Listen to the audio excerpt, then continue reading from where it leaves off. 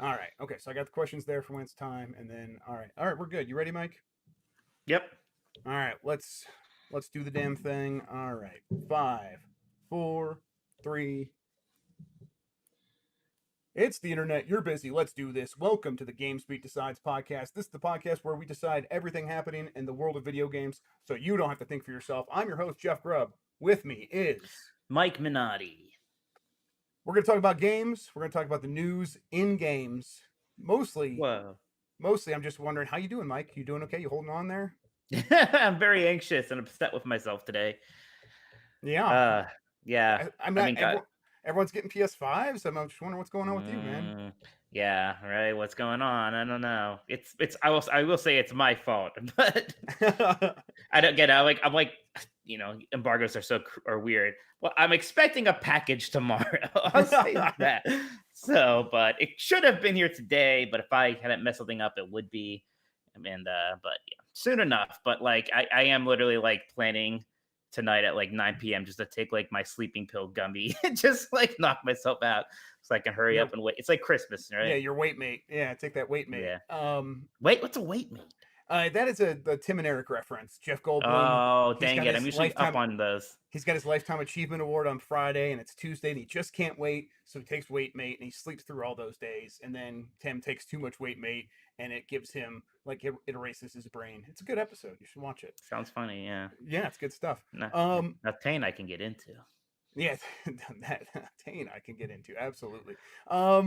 Yeah, you know what I'm like I'm definitely feeling left out like because you're getting the PS5, Dean's getting the PS5, and you guys are handling that, and it makes sense. Like I've got a lot of work. I'm going to be doing the Xbox Series X review while you guys are doing that, but also I have like the 3070 here that I need to review in the same exact time, and the new Ryzen chips I have to Right. review at the same time. So it's like it's a good thing, and I need to just relax and Yeah, be I mean, like, I asked them about you, and Sony said Jeff Grubb can go to hell, so no, it's yeah, not been no, I good. get that. I don't blame them. I don't blame them for that at all. They didn't Um, actually say that. Anybody, calm down. Yeah, but I'm um, gonna. Don't worry. I'm gonna try to step into your. You did such a good job with the Xbox Series X coverage. You're probably making my job harder now because expectations are so high. well, you know So what? I believe in you, and I'll help you. that's And your what first mistake. when it comes time, you just honestly, Mike, just play the damn thing. Tell me how you feel, and Yeah. then I'll just have you on a video. And we'll Oh talk gosh. about it. I'll ask you It'll questions. It'll be good. okay. Yeah, it'll be like, hey, They better not be how's tough questions, PS5? or I'll walk out after like halfway through the show. Oh God! All right, all right. You said it was going to be a beautiful interview, and it wasn't, Mike. All right. First, I want to thank everybody for joining us. You get more from Mike and me at gamesbeat.com. If you have something to share with us, you can email the podcast at gamespluspodcast@venturebeat.com. That's the plus sign. Or you can get us on Twitter. It's at GamesBeat for the site. You can reach there. Mike, I think you still look at GamesBeat.com's ats, right? If we get at mentions, you No, check those out. Okay. I do Uh, not look at those. No, absolutely not. Thank you to We Carlos cannot. Ain, who is Insane in the Rain Music on YouTube for the use of our theme song. And if you are listening to this on like the website player widget or YouTube, we have an audio version of the show that you can subscribe to. You can find that, wherever you listen to podcasts, Google Podcasts, Spotify, Apple Podcasts, Stitcher, wherever. And if you like the show, rate us wherever you're listening. It helps. So who's that that retweets me? Is that just Jason doing that? That's Yeah, I think that's Jason who does that. Yeah, I do not handle.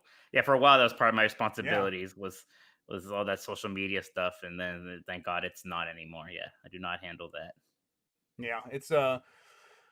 It's not fun. It's no. Yeah. I don't blame you. I don't blame you. And nobody wants to engage with like the website account, anyways. That's Ever. true.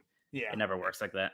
No, yeah, absolutely not. And I almost think it's better that they view us as individuals and stuff because it's how we approach this Sure. stuff. So yeah, that's Yeah. better. All right, Mike. So the first thing in the news story is that PS5s are going out, and God damn it. Dean did get his. Dean got He his. did get Right? his. Yeah, he Yes. did. Yeah, he has it. So Oh, they sent yeah. they sent us two, and I think that's about as much as we could say, right? And Dean, I don't know if We're you allowed to posted show a yet picture of the box right of the now. That's box. it. That's all you can Okay. do. That's all Yeah. you can do right now. Right. So with those two, we'll do coverage. I mean, I don't know what we're allowed to say. I guess I didn't really look at the embargo, but I guess we know that people are getting them. People are taking pictures of the They're box. real. Yeah. They're real. Yes, they're real, and I think it's a good sign that they're starting to get out there.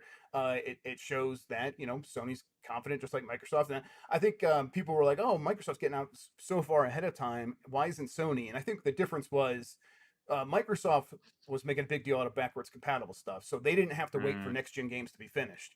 right. Sony had to wait for next gen games to actually be done so they could give us something to play because that's what they're talking about. That's what's important to them. So I was never worried, but I still think it's a good sign that No, I was a never couple weeks out, worried. yeah, a couple weeks out, yeah, right. But some people It were. seems Some like people, normal timing. I mean, if anything, the Microsoft thing was surprisingly early, right? And yes, they were even kind of clear that what you had wasn't really final right. hardware. It was just about, but it It's was certainly they made that them for was the E3. interesting circumstance, Yeah, right? they made these consoles for E3. That's exactly what this was. Uh, And so they had they're like, oh, we have like 20, 30 of these things sitting around that we know already. Should we just send them out to people? And that's exactly what they did. So yeah, they and that makes sense. Like they're like, well, let's pivot. Let's figure out what we can do with this hardware that we made that it's just going to go. We're just going to put it on a shelf for years if we don't do anything with this. right. And so they have that preview period's coming to the end for Xbox, and now we are definitely moving ahead into the review stuff. So we'll have that for everything very soon. I'm looking forward to a couple solid weeks of talking a lot about new hardware, and then I'm gonna like close my eyes for about 2 weeks and just sleep. We'll Uh, call that Christmas. yes, we'll call that Well, you have Christmas. kids, so you'll be plenty busy then too, huh? Yeah, God, yeah, we'll see. All right. Christmas is canceled this year, kids. Deal with Yeah, it. yeah, for real. We're It's still not sure. tired. We're still not sure about even Halloween or anything like that. We're not sure what it's gonna look like. All I know Yeah, is I don't know. I want to rest and take it easy and not get COVID, but we'll see. Um, You all get two right. out of three. Yeah, yeah, we'll see. Yeah, if I'm lucky. Uh, all right. The next story I have here is Hideo Kojima is making a new game, and just like the first story, I don't know what else to say about that. But I tell you what, this was the first kind of slow news week I feel like we had in forever, right? Man, like that's what it feels actually like. I agree. nothing super crazy outside of like a weird Twitter thing, which of course always happens. Nothing super crazy Right. this week. Yeah, of course Hideo Kojima is making another game. Like Death Stranding is weird, right? Because like I assume it did like okay. I don't think it like sold gangbusters. It didn't sell like a Metal Gear Solid, but more than anything, I think it did what Sony wanted it to do, right? This Yes. kind of weird prestige game, sort of, that got people talking, and whatever. Yeah. Yeah. It filled in. It filled in their release Hey schedule Jeff, your with. mic's a bit low. The chat I, saying mine I is fine. I just adjusted it. Yeah. Hopefully it's better now. You guys You can let me know. screw up, I'm sitting a little bit further away from the mic than I used to, and scooch in. I gotta really scooch it. But then I guess I can just turn the camera. There we go. All right. Um, yeah. So I agree. Like it just like yeah. Of course he's making something new, and I think. I will be surprised. I will be interested. I won't be surprised if he's like working with Do, Sony again. yeah, I wouldn't be surprised. Do you think it's literally Death Stranding 2? I didn't beat that game. Is that like a cliffhanger? Does that game lend itself to a sequel? I It's don't it know. it just from what I played, it seems like an idea that was fine to explore once and maybe do something else new. But I I, don't know. yeah, I don't know. It feels like maybe they should do something else first and then come back to that. Like because continue to build up your studio, maybe do something that's more mainstream, and then let the cult status of Death Stranding build up more and more over the years. Yeah, let Because that stew a bit. yeah, because it seems like the kind of game that like people continue to come around on. The people that like it really like it, and they swear by it, and I think that'll build up over the years to the point where like this is actually Hideo Kojima's best game. Mm, mm. And people, I mean, I don't agree I know, either, I but know, I know. Some people, I don't dislike Death Stranding. To be me neither. clear, I just really like some of the Metal Gear Solid games. That's Right? all. Yeah, and I don't. Yeah, and Death Stranding is a fine game, and I think I haven't played it on PC, and I bet if I go back, I bet I'll end up liking it even more there. Just having the extra graphical features and stuff. But yeah, I think they'll do something different first. I would imagine. Yeah. All right, Jeff. I have to say this now because now I see it. Is that a Series S behind you? Why is there the thing above your head that looks like a Series S? What is that? No, What is this? no, no, it's not. I don't know what you're talking about.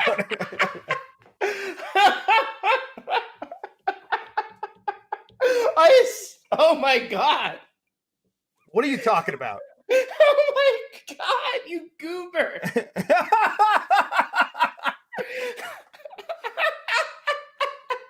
I was like, that's not actually it. That must have just been. You could have just not said anything, Mike, or I like assumed hinted at wasn't it. actually it. I assumed it was something that happened to look like one. Wow, who caught that? Who I had to caught put that? some stuff up on some shelves because my kids were playing over in my office, and I was afraid they were going to break stuff. Wow, David. It was just some books. Wow, Jeff, I can't believe people discovered your papercraft replica of an Xbox Series S. Yes, I've been getting very much into origami. Is exactly what's happened here. Wow, Yes. that's crazy. Hey, we got a super chat from Christian Borok. I'm probably saying that horribly wrong. I'm sorry. Will the Series X look good on my 4K TV, even though it's only an HDMI 2.0? Love the show and the genuine info. Hey, thank you. Yeah, thank you so much. That's so I'm using it on.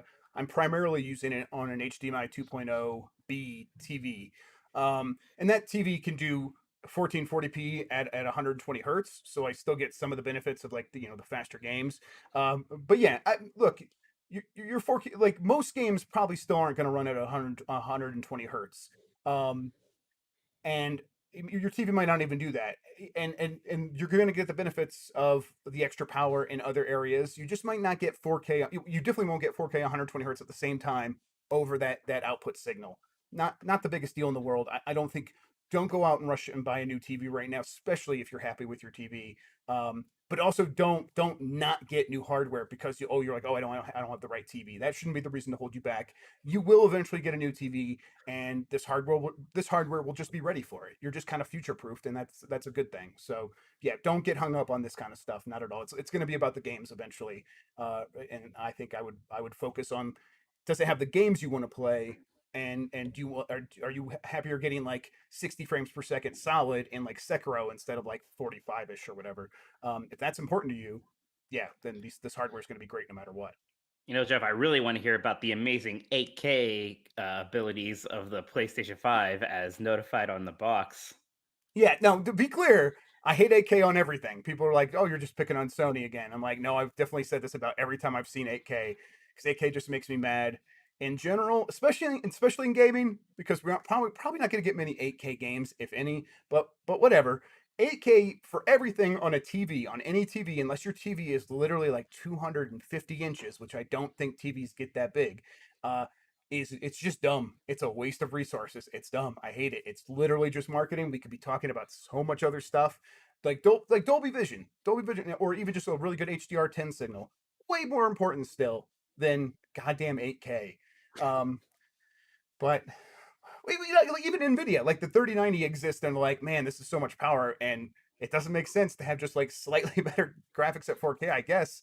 So let's just say 8K, and then they put some people in front of an 85-inch OLED from like 4 feet away, and like, isn't this amazing in 8K? And it's like, it would have been 4K. They couldn't tell even at 85 inches, but that's just me.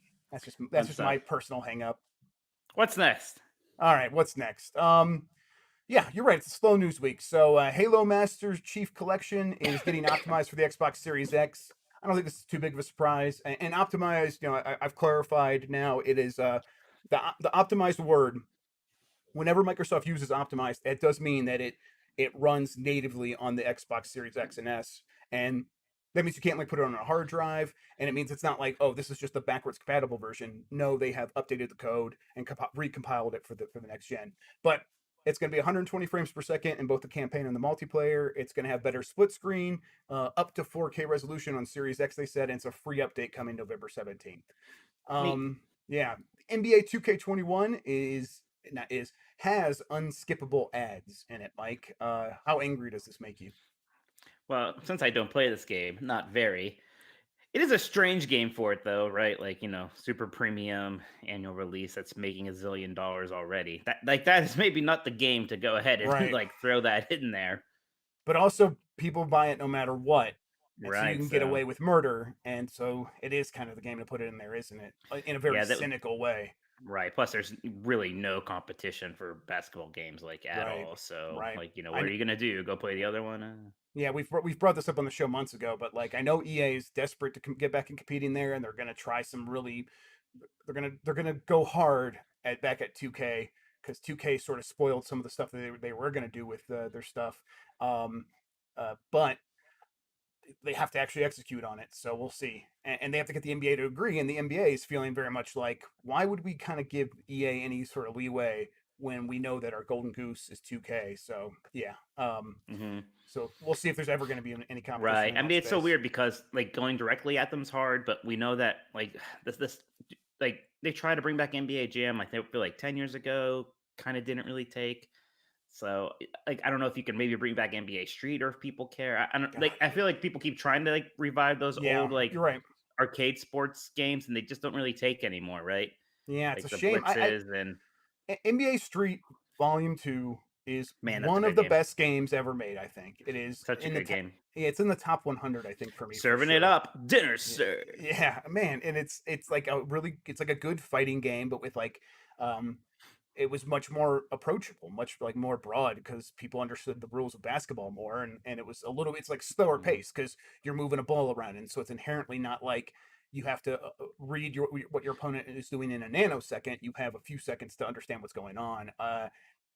That has to still work, right? Why doesn't that still work? I mean, I I don't guess maybe it know. just doesn't work financially, but whatever. But it seems like it would Yeah, it's too perfectly bad. fit. It would perfectly fit with like an Ultimate Team sort Yeah, of I thing.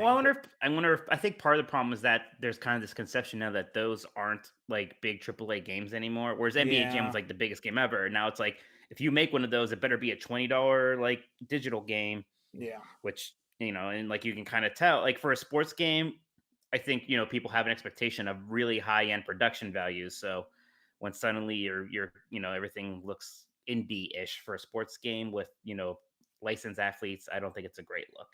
yeah. I agree. Um, here's one that I think we could have predicted, but I guess I can't believe it went bad so fast. Facebook is kind of messing up Oculus in a real rough way. So people are getting their Oculus.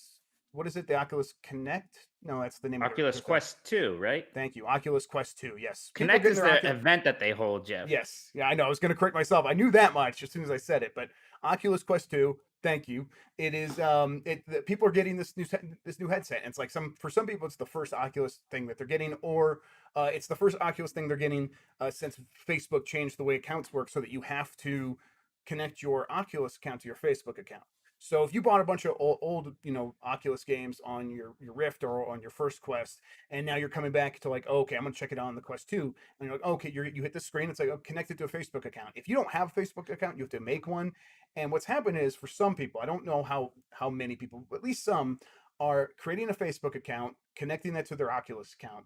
Facebook is saying this account is fake, we're gonna delete it, and this process is unreversible. We've already looked at it. There's nothing you can do about it. And then all the purchases that they made on on the Oculus account previously are now lost because they can no longer log into that account.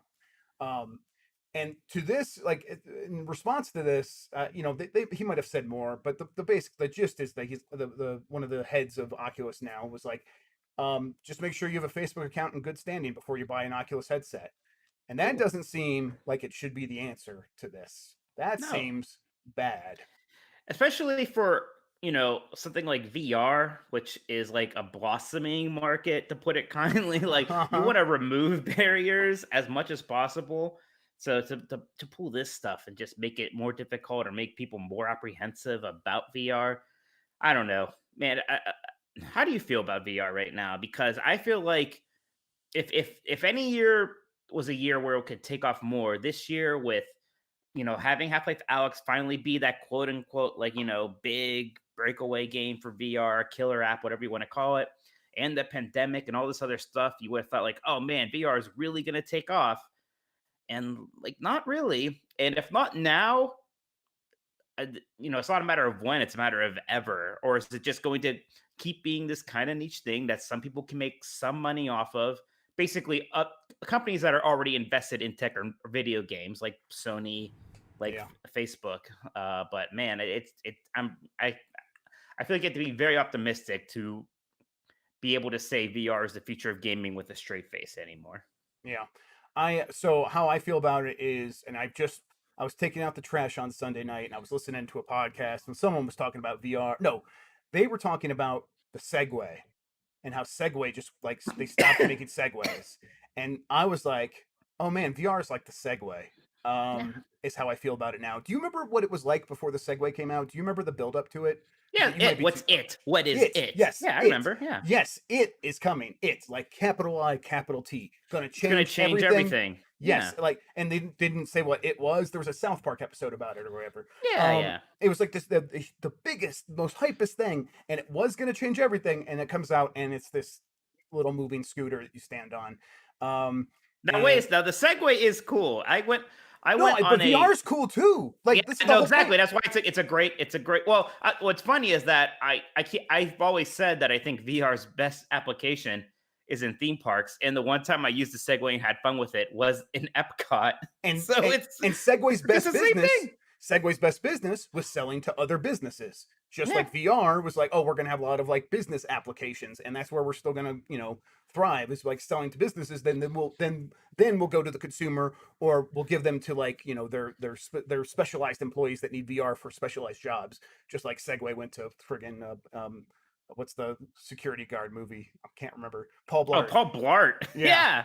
Paul, Yeah. yeah. Segway's all Paul Blart Mall Cop and like people doing tours of Epcot like I was. So yeah, no, So- man, that is such a good comparison. It's not hard to imagine something you could make a VR experience where you have to use a Segway scooter. Yeah. But like, no, I feel like the one thing that I feel like has really gotten VR right is that Void. I don't know if you ever done a Void thing, but I that's haven't. like I want to, but then COVID happened, of course. right. It's You basically you a built me up VR on this. experience.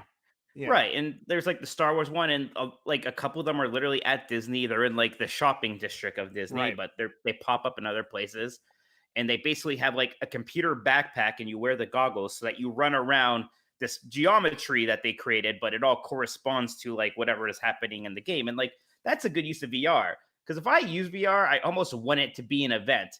Like I or pretty much nobody's gonna be like, well, it's time to play VR again. Like even Star Wars Squadrons, I played it with VR. I was like, this is amazing. This is incredible. I loved it. Haven't done it since because I just don't want to. I have other things I could do that are just less of a hassle, and I don't know.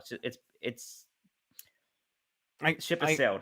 Yeah, I agree. So I'm like rearranging my office right now, and one of the benefits of my office, the way it was set up before, is I had a lot of space in the middle of the room where VR was very simple, and now I'm like, I'm moving this desk into the corner. It's starting to encroach in that space a little bit. And now I'm thinking about like using the rest of the room, and like already I'm looking out there and like there's less space. And I'm like, do I want to like keep worrying about saving that space for doing VR once every couple of months, or do I want to start using that space more efficiently for other things, like just maybe putting the exercise bike in the middle of the room instead, Sure. and putting a TV there, and like, right. And it's I'm like very big on VR, and I like VR a lot, and I have got like the index that Valve sent out to us. I have an index too. Yeah. Yeah, and it's and I yeah. It's and a great set. It's great, and I have the things mounted up on the wall, ready to go. Mm-hmm. And even me, I'm like, this is still kind of a pain in the ass. And even the Quest, I don't even use that much when it's like it's just the Quest. It's very simple, but still like going in there and getting away. Yeah, like we've talked about this a million times. It's such a barrier, and it isn't as life changing as we said it was going to be before it came out, and that's just kind of the bottom line. And it kind of needed to be, if it was going to change everything, it needed to be life changing, and it's not. So we'll see. I mean, augmented reality is clearly finding a niche, like in like the Mario Kart thing and other stuff like that. But I also don't think that's going to be as transformative as we said before either. So we'll see. You want to talk about Stadia Man? Stadia Man. I mean, God, I don't know why I got into it with this a bit, but I think I was bored surprised. that day. I was liked anxious about probably the PlayStation 5 and the debate and other things, but like I went off. I don't know. It was really stupid. It's a guy, he's a creative director for a studio that Stadia bought. He worked on actually like Assassin's Creed Unity, I think was the one he worked on. So, yeah. And he was at Ubisoft. Then he made that that Journey to the Savage Planet game, which was a game that was Yeah. his. And he just tweeted something about. He was basically just talking about, because there's that thing going on Twitch right now where a bunch of old like archived videos and stuff are getting pulled because people are using licensed music, right? Because that was a very normal thing for most Twitch streamers, is that they just play whatever music they want, and now Yep. that's kind of like maybe coming to an end. And then this guy's take was, not they shouldn't even worry about that. The streamers, they should be worrying about having to pay licenses for playing the games that they play on stream, not just like paying for the game, but paying like a license to stream it. And that was a lot to take in. Uh, and he, everyone, obviously said it was a bad opinion, and he just doubled down very hard. And it's just annoying because and some people are defending him like, oh, like there is actually like a legal reason why they could do that. Well, okay, sure Of there is, course. Yeah. but like it's such a bad, awful, stupid thing to even think about. And the legal reason is just based only on the fact that courts will likely just view video games the same way that they view movies and TVs, because they won't really understand the difference. They don't understand that video games are more, there's more of a performance aspect to video games. There's, the player input is a thing in video games that it isn't for a movie, unless you're doing like Mystery Science Theater 3K commentary, and even then that's not very similar. So it's like, it's just so obviously has been a good thing for all sides, the whole streaming deal. And I know some people like to point out like, well, maybe for these small narrative games that's hurting sales, right? Like people always point out there, I think the person who made that game about an old person dying, what was that called? Something about the moon, I don't know. I can't That remember. no, you know what it was? It was actually that game about the girl who had Oh, cancer, that that Dragon dragon Cancer. can. Yeah, right. And that. I think he said something against it once. Even then, I'm like, man, I just don't know if I buy that. Everybody, instead of buying that game, watch streams of it instead. Maybe people watched a lot of streams and then didn't buy it. I don't know if those people were gonna buy it, but even if that was the case, that is such a small percentage compared to all the people who have bought an Overwatch or Among Us or Fall Guys, or and it doesn't have to be just live service games like that. I'm Yeah. sure that a lot of people watch a Ghost of Tsushima stream or something like that. So it was just a weird, dumb thing to him to say. Yeah, and I look. I think Michael Hartman on Twitter, and I can't remember his at right now, but I think if you look up Michael Hartman, you'll find him. This He the posted lawyer a guy. thread. I'm sorry. He might be. He definitely he says that he's looked into. He's done a lot of studying of the effect of streamers and content creators on games, and he teaches a course on it. So I kind of Oh, trust his assessment. And he's like, it doesn't have a huge like streaming doesn't have a huge impact on most games sales, but he's like that doesn't like let's put that in context. Um, Almost nothing has a huge impact on game sales, and selling a game is so hard that even if something has a pretty minor effect on it, uh, you need to embrace that and you need to understand it and you need to leverage that to your benefit. So if you're making a small indie game and you need to sell it, you better be trying to find a way to get streamers to stream it. That in obviously there are the breakout hits, you listed them, but if it like even beyond the breakout hits, like the smaller games are still going back to streamers and hoping to get some coverage because okay. of course they are. um, But yeah. I mean, the thing that kind of got me is like, it's not like everybody who's streaming games is becoming a millionaire like Ninja, right? So many Yeah. people are just doing this kind of for fun, making a few bucks or whatever. But if suddenly they had to pay for the right to license, Overwatch to stream, like, then they're done. They're just not going to do it, or Well, I Call mean, of Duty or anything like that. And what does it even mean for like speedrunners? Like, how are you going to license the right to play Mega Man 2? Like, it doesn't make sense. yeah, and like I think he might have clarified. Someone else might have said this, but it was like, well, we're not talking about paying a license. We're talking about revenue sharing. And I'm like, we know how this works. Nintendo did exactly that on YouTube. They did revenue sharing. They had the Yeah. Nintendo Creators Program, and they took this the 70% from YouTube, and then they give you a cut of that. Um, and Nintendo has stopped doing that for a reason. Fewer people and we're getting some issues on the live stream again, people. I'm sorry, but watch the archive later if you can't hear it or listen on the audio version. But Nintendo stopped doing that because people wouldn't play Nintendo games on YouTube anymore. It was kind of like backfiring. People that were like huge Nintendo creators over the years were like, it's just too much of a hassle to try to like get paid through the Nintendo Creators Program. That money still happens, it still works. But if I cover something else and I get like a fraction of the views, I'm actually making more money. And so I'm just going to do that. I'll just cover Nintendo games when I know it's going to be really, really big. And Nintendo doesn't need help on those really, really big games. They need help for the smaller stuff in between. And and there's a lot of like strictly Nintendo creators on YouTube, and disincentivizing that in any way it just didn't work.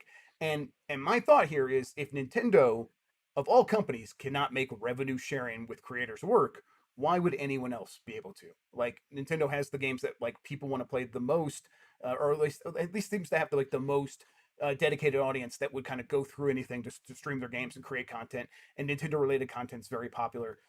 And so if people aren't willing to push through that for Nintendo, why would they do it for any other publisher? I don't know. Right. I don't think they would. So right. And I mean, it's silly that we get this upset about it.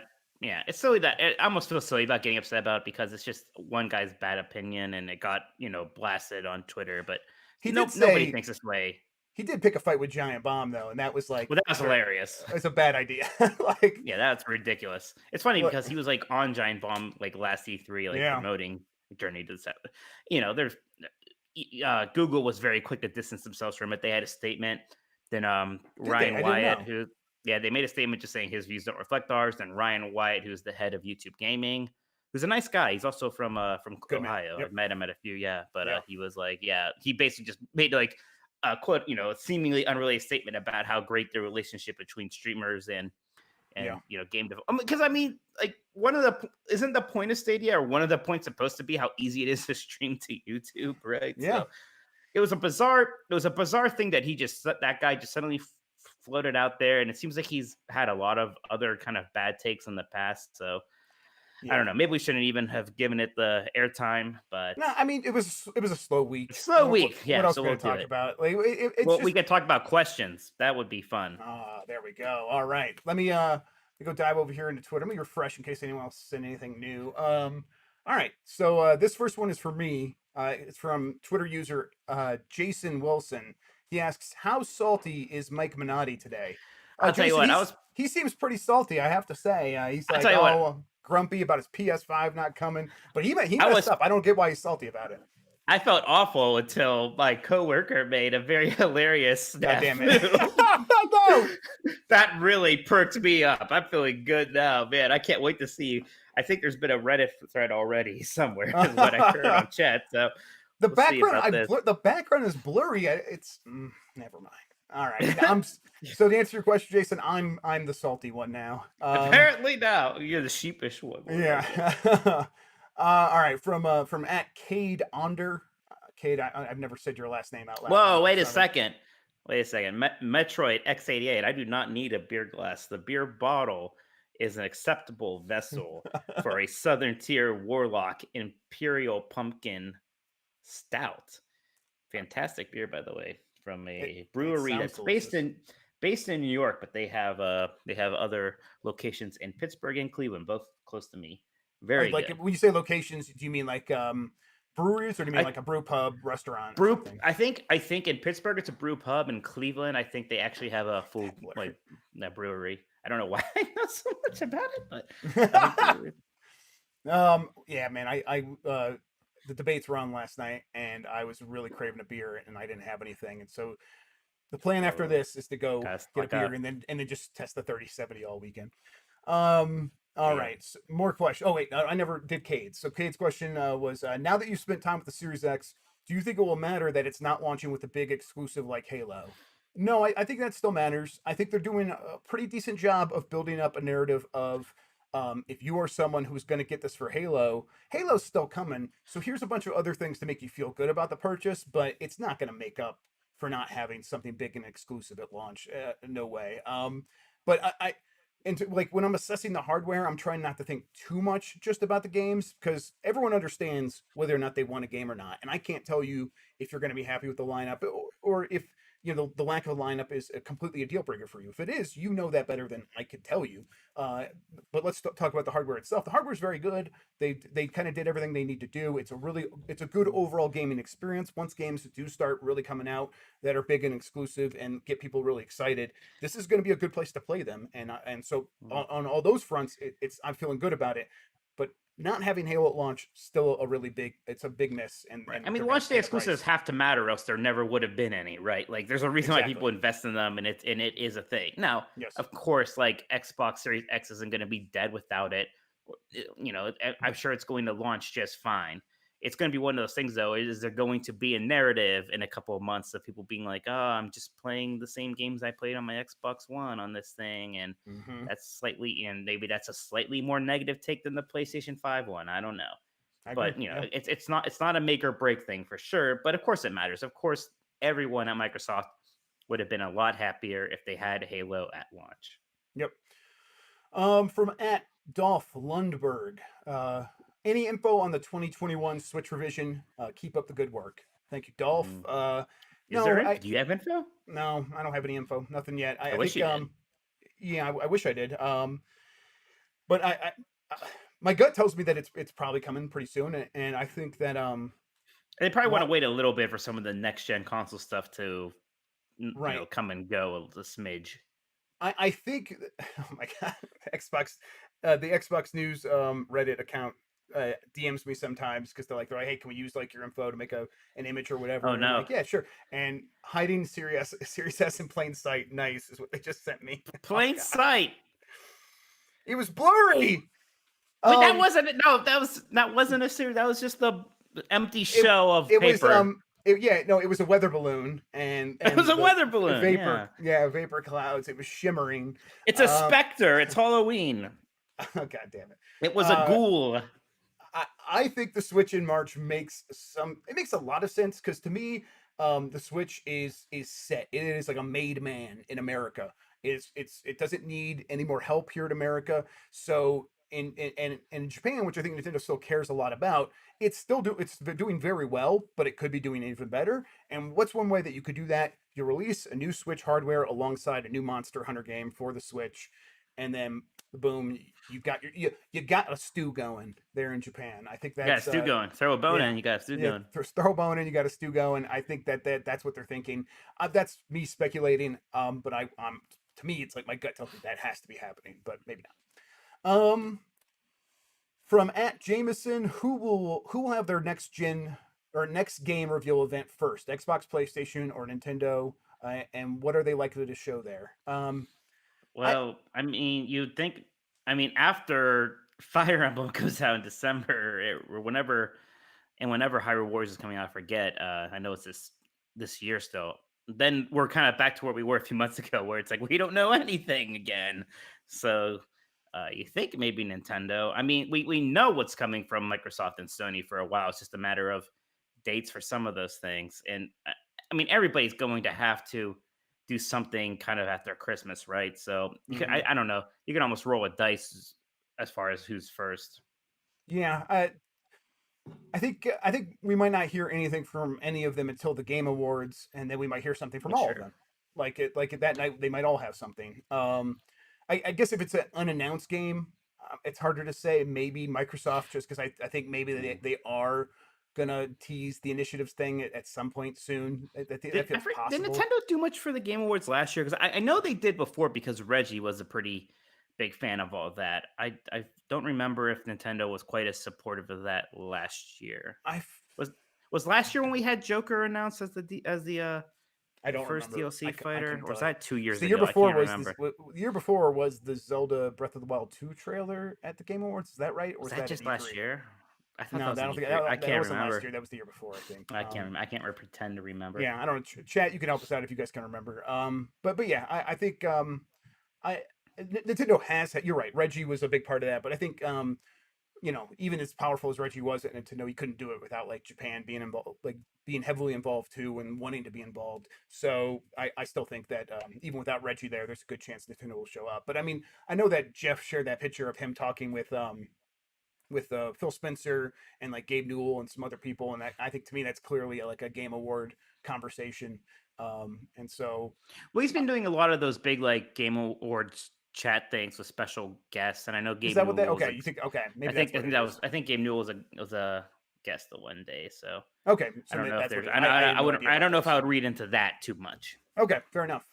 Yeah, then I don't know, but I think all those companies still have good relationships with Jeff, and they want to be at the Game Awards. So I would be surprised. I would Mhm. be surprised if we don't see one of those companies do something, or if not all three. Apparently, Um, last year is when they showed Bravely Default 2 and No More Heroes 3, from according to Down Up oh, Destiny. That makes sense. okay. Oh, right. Okay. From at Adrian O'Neill, why have we not seen any hands-on play or teardown of the Xbox Series S yet, and is it coming? Never. Yeah, I That got a console doesn't exist. I got a good feeling that we'll be seeing something soon. I think they Oh shit. no. Yeah. Um, yeah, that stuff's coming. Nothing to worry about. I think they just wanted to focus on the Series X mostly because they probably would have had a lot more Series X's standing out on the show floor at E3, and that's what they sent to us. And if they were going to have like Series S at E3, which they probably would have in the normal world, in the normal timeline, those probably would have been behind closed doors and would have been like, okay, come take a look at this. Let's explain it to you one on one what this thing is. And there just would have been fewer of them. They might not even have been running. They might not have gone that far because the Series X tells the story and the S is like part of that story, but it's still really all about the Series X when you're Sure. trying to market the stuff. Mhm. Um, let's see here. Okay, from at Abdul Rahman, he says, "What do you think? Is the Xbox Series X GPU more powerful than the RTX 2080?" No. No. No. I No. think I would have even said no, and I don't know much about Yeah, that stuff. it's still. I mean, the RTX 2080 is $700, and it's just a GPU. So, I mean, not to say that like like you're getting like whether it's close, and if you there's no reason to go to PC if you love your consoles or whatever, and you're going to get a really good graphical experience with the consoles, and $500 for these really great graphical experiences is a hell of a deal if you think about it compared to a GPU. But no, the 2080s, I mean, I think once you start talking ray tracing, I can't see how the RTX 2080 wouldn't just blow them away, especially when you factor in DLSS and stuff like that. I mean, all that stuff might come to consoles, but yeah, for now the answer is just no. But I wouldn't worry about that kind of stuff too much. Let's see if there's anything else worth answering here. Wow, are you saying some of our questions aren't worth answering? You're calling Well, some I people just who send you questions losers? I goddamn want right. everyone to know that I am a fan, or I'm a friend of the fans. I'm a fan of the fans here. Jeff is kind of just, sitting on his ivory tower, hiding next gen consoles in the background, and I'm over here, like I'm part of you You just people. messed up, or else you would literally have a PS5 sitting there right Shut this up, second, Jeff. and you would just be showing the box the Shut whole up, time. Jeff. What's That's the next question? What's the ivory next tower, question? What's the next your question? ivory console that you're gonna paint Next black. question. Next Um, question. I totally had one. Now I lost my play. Okay, this is why I don't want to answer all of them because this one's like, will we see Elden Ring at the Game Awards? Please, Jeff, I Oh need God, this. your favorite question. And I'm like, guys, I don't know how many times I could tell you this. I don't know for sure. I think probably not, but maybe. Like, that's kind of just the answer there. I would just put yourself in a mindset where you're like, Elden Ring stuff is going to be happening in 2021, and you'll be much better off than if you think maybe there's a chance and then nothing happens this year. Because that seems like where we're headed. That seems like what's going to happen here. I wouldn't be surprised if the Game Awards comes and goes, and you people are losing your mind because you were that like this was it. This is when it was going to come, and it didn't happen. Just take a deep breath and wait for 2021 and Yeah. let yourself be surprised if it shows up. Having At the said Game that, Awards. I expect it to be at the Game Awards. You heard him, people. You guys should go write that story. Go write that No, story. don't. Mike Please don't. That is GameSpeak's based off Mike of Minotti nothing. says That is Elden based Ring off of 2020. absolutely nothing. Do not write that. Oh my God. No. I'm the guy who drank a Warlock from Southern Tier. Don't believe me. I think we answered all of them. Let me see. Oh, here's one that has a couple questions, and then we'll finish up and talk about what we've been playing. I've been Mhm. playing mostly Hades again, but let's see. With this 8K, we already talked about that. The other question is expectations for the AMD Radeon RX 6000 announcement. I cannot talk about that because I think I just got embargoed information for that. So in terms of expectations. Expect them to come. It'll be good.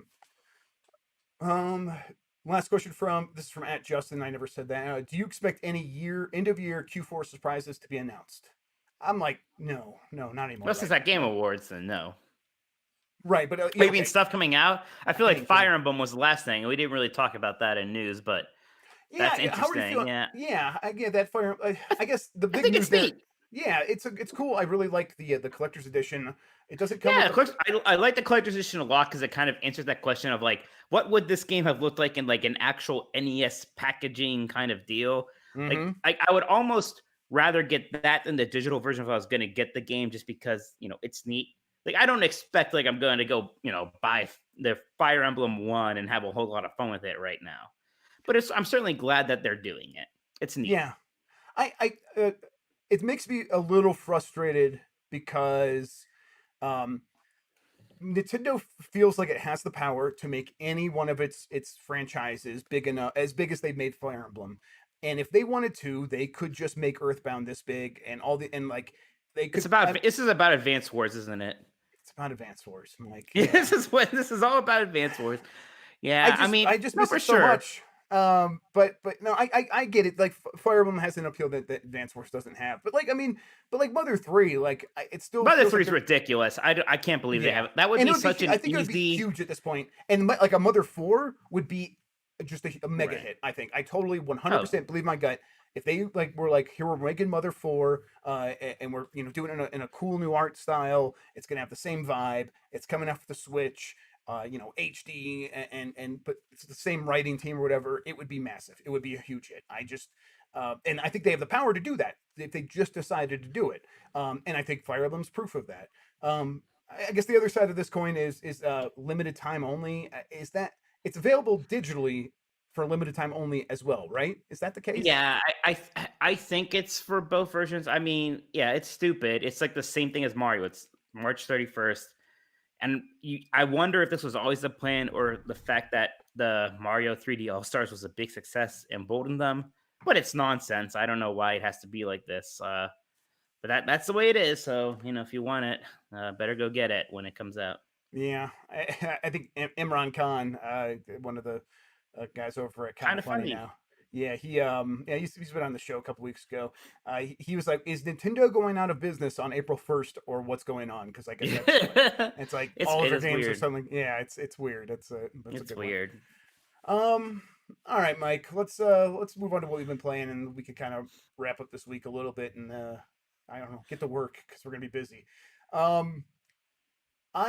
Let's talk about Hades, and then maybe we'll be done talking about that until maybe Game of the Year stuff. But I finally got my first clear on it, and then I felt good, didn't it? It felt really good, and I'd been really close before, and it was like my 30th attempt to get to escape. And in my teens, I had one where I had him down to just literally that on his second form.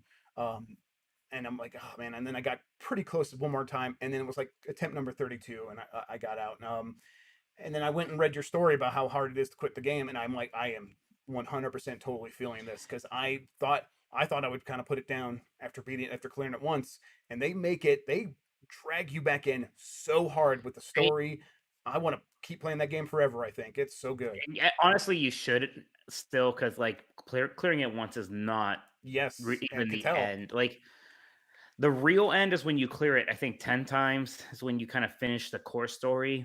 And then after that, there's an epilogue that is like, epilogue makes it seem like it's like super supplemental and not important. Also great stuff, very good. Mm-hmm.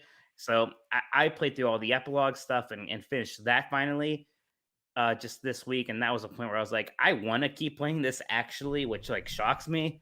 But I think I just had to stop for now.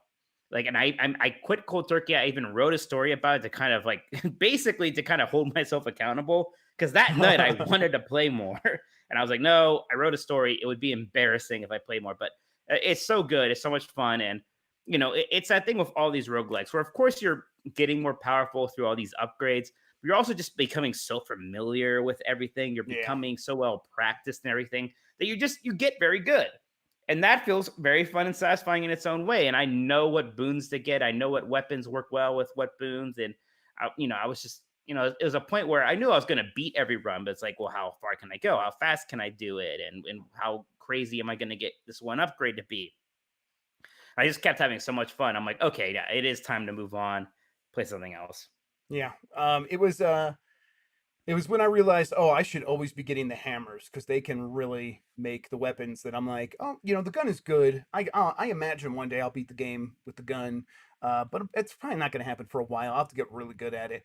And then I got the gun. I'm like, oh no, now I have a rocket launcher, and now when and now I'm firing my main attack very fast, and it's got a burst mode, and I don't have to reload anymore. So I could just dodge and fire and dodge and fire and dodge and fire. Oh no! This is my first clear. I just cleared the game. Oh Hmm. wow, okay. With the gun, I was not expecting that at all. Gun's good. Um, Gun can be and good. yeah, but it's like I think when I realized that, I'm like, okay, like I'm still unlocking so much more knowledge, but I've built a really strong foundation of understanding, like you said, and to be fair, that is what this genre is. It is about learning the language of the game, and the best of these games, the best of the roguelikes are and the roguelites are, they have a really complicated but eventually understandable language to them, and a very satisfying one where it's like the more you learn, the more you can do. And sure, maybe you're carrying along some progress in some other ways, but really the progress is this vocabulary that you're building about the way the game works. And this game nails that stuff. There's a part of me that's like, oh, each run can be different because the weapons are different. But honestly, I'm kind of getting to the same point each time, and it is more about this greater sort of learning, and so that one run feels pretty similar to the next. And is that really great as compared to some of these other games like Dead Cells or even Spelunky, where um, in one run your build could be so crazy broken that it feels like you're on easy mode, and the next one you could just get really unlucky and it falls apart. But that creates a greater space for possibility, and maybe that's more interesting. But while saying that, I'm like that I that's maybe better if you're going to play this game for thousands of hours. If you're one of those people, I think maybe Hades is not necessarily a game that is going to be the kind of thing where someone plays it for thousands of hours. But Thousands might be anyone, a bit much. yeah, but like there's some people do that with like Enter the Gungeon and stuff like that. There's people who play those games that way. I've never played them that way, and because of that, I am fine. Like even Dead Cells, which I loved, I played for maybe like 100 hours, but through 100 hours having like really consistent runs, and like getting through the stuff and getting through the content, and getting really familiar with each weapon, I actually probably do prefer that, and I do think I'm preferring the way that Hades handles this stuff, because I do eventually want to put it down, but I want to have a really good experience leading up to that. I think maybe Hades nails that maybe a little bit better than any game has before in the roguelite genre, so feeling really good about that one. um yeah, I also was playing some Hitman 2 because I was testing some stuff on the Xbox You were Series too. X, That's and funny. while I was playing that, I saw you come online, and I saw you were playing it as well. How are you feeling about it? It seems like you're playing I it a beat lot. it. All right. Oh, cool. How good is that last level? I guess it might It was it might not be the last level anymore because they did some DLC. Well, that I was going to ask you about some DLC stuff, but actually, yeah. Well, it's funny because the last level, I actually got so good at that point that just playing it the one time, I basically just kind of like I like snuck in really well. I killed both of the people just by using like chandeliers, basically, and never being detected. So I was actually in there for a very short amount of time. Like So I yeah, almost felt like I gypped myself. I know I was going to ask you. Like, I think have you gone back to start doing any of the masteries for the stages? No, Because because I mean, I was still kind of just playing through the campaign right sure, now. yeah, And my question, so in Hitman 2, after that, there's two DLC levels like inside the Hitman 2 quote unquote campaign. yeah, And then there's this like other mini campaign, it looks like, called Patient Zero or something. So, and I don't have to pay for that. So, right. my question to you is, should I just play Patient Zero? Do I need to buy these two extra levels? Like, what's the good stuff here? Patient Zero is okay. I think I like that when okay. Um, it's kind of like a cult thing. I think I can't remember exactly all the details. But it's fun. I would just try it, especially since you don't have to pay for it, and see if it's your jam. Sure. Those DLC stages for Hitman 2 are very good. The bank is excellent, and what was the other one after that? I can't remember what it is, but I remember enjoying it. But I haven't spent as much time with that one. I can't remember, but yeah, I really like the bank at least. So yeah, the DLC for Hitman 2 is very good. Um, but honestly, maybe before you do that stuff, go back and do some masteries.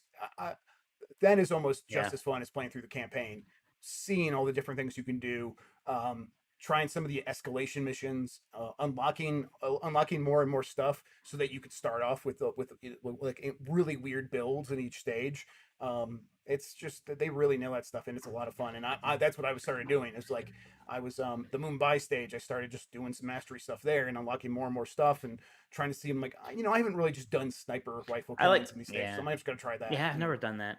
yeah, it's Move. just fun to like Move. come up with an idea and like see if you can pull it off. And you're like, man, I keep messing up, but I'm like, I want to make this work. And yeah, it's really fun. Mumbai was fun just because of the whole like you didn't even know what the one guy looked like at first, and you had to like spot that. Yeah, Mm-hmm. man, what a fun game! Just Yep. like and I played some self games and I generally like them, usually more on the Metal Gear side, Right. but no, it was super fun. Yeah. I'm looking forward to Hitman 3 a whole bunch. Yeah, hey, I'm curious because like you're usually not a big story guy. Did you care about the story of Hitman, or I was have you surprised at basically just kind of like I moving on? I was surprised that I think I found it touching. I don't remember it much anymore, but I don't remember many game stories. But I remember at the time feeling like this is surprisingly touching, and I think they do a pretty good job with it. But it wasn't like I didn't get into the lore or anything, obviously. No, I mean they do a good job not making it too important, at least. Right, yeah, it gets out of your way, and that's why, because like, uh, the real game for me is like going back and playing the same level over and over again for like a week straight, and the story doesn't really jive with that sort of with playing it that way. It doesn't really matter. It's a lot of times it's about the stories happening within the levels that have nothing to do with the overarching story. So, Right, and you can absolutely just enjoy it that way. It doesn't matter. right, You, yeah, I asked you about your favorite levels, and I know you said you said that Italy kind of village, and you said Sapienza, yeah, that castle at the end of two. yeah. The castle I in don't two, know. yeah. Go ahead.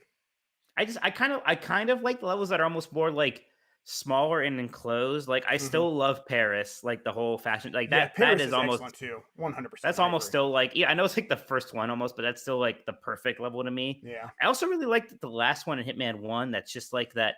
It's like that Japanese like CEO of yeah. hospital. I love that. I don't Yeah, know why. yeah, no, it's because it's beautiful, man. That one, I want to go back and play that on Xbox Series X now. That's because that stage is just it's beautiful. It's got It's the really snow, pretty. yeah, it's and it's got it's technology in nature, and that's kind of a cool contrast. They do a good job of always kind of really establishing cool stages, but that's a good one. You're right. But that last stage of Hitman 2, the castle, there's just so much weird like Illuminati stuff, like conversations you overhear in that level. That's it's just really fun. And And yeah, I need to I spend think more time there. yeah, I think any stage, any one of those stages that you spend a lot of time with, not any, some of them are definitely not as good as others, but any of the good stages that you spend a lot of time with, and most of them are good. Once you start playing them over and over, it's hard not to fall in love with them because you do build that Right. understanding that we were I'm talking almost about. interested in replaying every stage in that hardest mode that Yeah, limits how many saves you have. Because, like, of course, I'm going to start using save files as a crutch. It's yeah, like, why wouldn't I? So I almost like the idea of like, oh, I can't.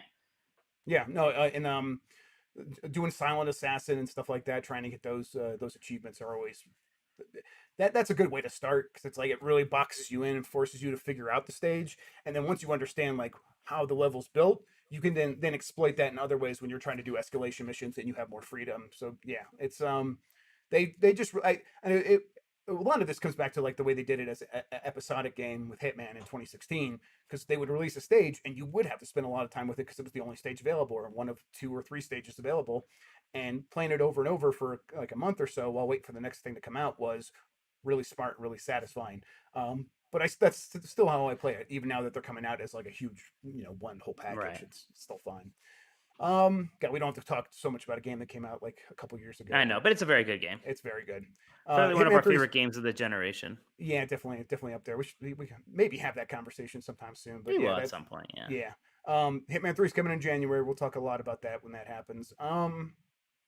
Guacamelee 2, I see you put down here. Tell me about it. Yeah, so my brother was actually spending the weekend over at my place, and we were looking for something to play that was on Game Pass. That was like kind of couch multiplayer. First, we tried that Darksiders Genesis game, which is kind of like the Diablo Darksiders Right. game. Right, wasn't really feeling that. It was kind of ugly, and Diablo 3 on consoles is so great because because they managed to keep all the characters on the screen. Like it basically just feels like you're playing like a next gen Gauntlet game. This just used pure split screen, so everything was kind of hard to see, and I don't know, it was just kind of dull. But then we tried Guacamelee 2, which I remembered has like support for up to 4 players. And Guacamelee 1's a pretty traditional Metroidvania, and this still kind of is, but it has support for multiple players, and that Huh. seems like it would be a disaster. But it was super fun. It worked surprisingly well. A lot of it because this game has some pretty decent emphasis on combat, but even the platforming, it was pretty fun to be like, okay, let's try to do this together now. We'd be doing, a lot of countdowns and stuff like that. As long as the person's in the room with you, I think it's a lot of fun. Yeah, that sounds interesting. I wouldn't expect that to work either. I would expect that to be a disaster. So that's Yeah, it interesting. works great. I assume so too. That's why I haven't checked it out before, because I liked Guacamelee 1 a lot. Mhm. And this sequel came out, I think, a couple of years ago, really. But yeah, it's just a Game Pass discovery. I was like, oh, this is actually great. Super funny still. Plays super Hmm. well. Good stuff. I've never played either one. I should. Oh, really? You would like Yeah, them. I bet I would. Yeah, that's something I'll have to check out. Did you guys like play through the whole thing, or just like an hour or two, or what? No, I think we played through maybe like a third of it. A very good chunk, like at least a Okay. couple hours or so. So pretty good Do you chunk. think do you think guys will ever beat it, or I want to, but how things AJ are. doesn't beat games? Was it AJ that came First up off, with yeah, those? my brother never beats anything, so Yeah, yeah, so it's kind of just against the rules. Yeah, it's kind of against the rules. yeah. All right. I have nothing else really. I mean, Pikmin 3 Deluxe. I think that Yeah, that embargo for the I reviews guess is I still I a week have away. I actually have played with the Mario Kart thing. Oh, really? Uh, yeah, I did get one. I haven't written about it yet because I actually got it. Like I must have been a second wave because I'm a scrub, and so I got it like the day it actually came out. But I mean, it's neat. I think it's the ultimate Christmas gift, and that it's like this. It's like getting a kid a drone or something, right? Like they go out, they play with it, they think it's the greatest thing ever, and they're Yeah. probably not going to bother with it again because it works and it is neat. It's a really cool thing. If you have somebody over, you want to impress them, show them your weird Mario Right. Kart AR thing because it's crazy. This is how I've heard a lot of other people talk about it. It's a toy. People use it on Christmas Day. They'll put it away. They'll show it off to friends. What you said is That's what fine. and that yeah, and that's what a lot of honestly. That's how a lot of the toys I get for my kids end up. Yeah. A lot of them are $100 though, which is kind of the hang Yeah, up for I me. bet it's gonna be it's a lot like that Mario Lego thing for a lot of people. I almost feel like. I was very close to buying it, very close to getting it, and that was the thing is they love that Lego Mario thing. Right. They unlike other toys, at least at least the younger one carries it with her everywhere. It's her favorite. She loves Mario. She was watching. She maybe put on boss battles from Mario and Oh, really? Rabbids Kingdom, with the Kingdom game, whatever. Yeah, she was just Shadow watching the King. boss battles. Kingdom Mario Rush, plus Rattles Kingdom. Kingdom Man, I feel like Kingdom I would have Fight. known the name for this game if you didn't. I know. I could tell. I could tell I messed you up. I could tell. I did. I have no Kingdom something. Yeah, Mario plus Rabbids something. Yeah, whatever. But yeah, so she loves Mario. She carries that with her everywhere, and so I'm like, they would love this. They love remote control cars as well.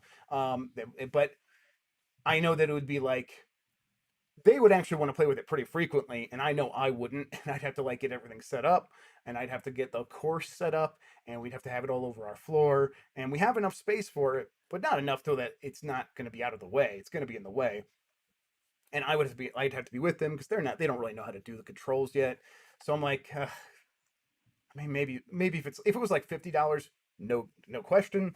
If it was even like 80, if I can get it on sale for like $80, I'll pick it up. But at 100, I'm like, man, that is quite a bit of money especially just for just one of them. So we'll have to wait and see if it goes on sale. I've got nothing else, Mike. Should we wrap this up? Uh-oh. Are you muted? Why are you muted? Why can't I hear you? I muted myself and forgot is why. Don't worry. Let's get out of Okay. here. You're Cool. fine. All right, everybody. Mike is going to tell you right now where on the internet you can find him. Go ahead, Mike. Yeah, Zeke. First off, he does not know how a Valve will look like, but Thank you. You can find me on Twitter at Tolkoto TOLKOTO. Also, check out 90s Disney, our 90s Disney podcast. I think we're going to be having a Muppet Vision 3D episode around November 1st. So look out for that. And yeah, that's where you can find me. You can find me in Xbox Prison, where Microsoft will be putting me for breaking their rules and I'm going to rot there for the rest of my life. No, I'll be on Twitter at Jeff Grubb, youtube.com/Jeffrey Grubb. If you're not watching live, like many of our viewers are right now, if you're listening to the audio podcast, we do this live each Friday afternoon. Follow us there, and it's a good time. You get us on chat and let us know if you have any questions. And then my other podcast, How Games Make Money. I put an episode up with Chris Person last week. This coming up Monday, Tuesday. We'll see. I have another interview coming up. It's a good one. I'll talk more about it once we get closer. But yeah, you can subscribe to that wherever you find podcasts. You can also find the video versions of that on youtube.com/Jeffrey Grubb. Okay. And as always, find more from both of us at GamesBeat. If you came here because you want to hear about next gen consoles and you're asking us questions, you can find a ton of coverage on this on GamesBeat. Mike's gonna be writing about the PS5 very soon once we're allowed to do that. GamesBeat.com if you want to get any of that, or like he said, follow him. We'll tweet about it once we have that stuff and once we're able to. Okay, let's get out of here. Thank you for listening, everybody. We'll be back with another new episode next week. Until then, have a good one. Take care of yourself, and goodbye. Bye.